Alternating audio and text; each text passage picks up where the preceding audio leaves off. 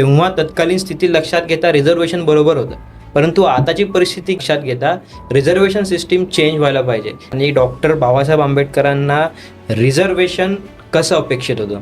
तर बाबासाहेबांनी असं म्हटलं की ही जी जातीगत व्यवस्था आहे ती साधारणपणे 2000 वर्ष आहे.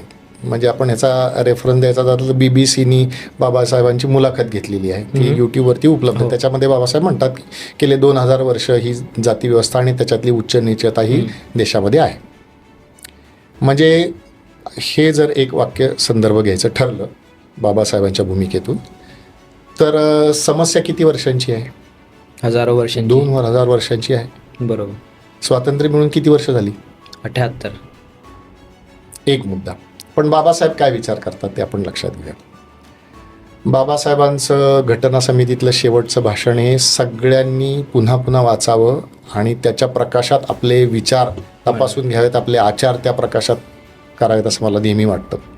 अच्छा. बाबासाहेब असं म्हणतात की 26 जानेवारी 1950 आपण राज्यघटना स्वीकृत केली, आपली प्रजासत्ताक दिन आहे आपला तो. त्या दिवशी आपण अशा एका समाजामध्ये प्रवेश करतो आहे की ज्या समाजामध्ये राजकीय लोकशाही आहे. म्हणजे मी टाकलं तरी एक मत, तू टाकलं तरी एक मत, आणि देशाच्या राष्ट्रपती पंतप्रधान टाकलं तरी एकच मत. ह्याला म्हणायचं राजकीय लोकशाही. येस. पण बाबासाहेब असं पुढे म्हणतात, परंतु आपल्या देशात आज सामाजिक आणि आर्थिक लोकशाही नाही. याचा अर्थ काय?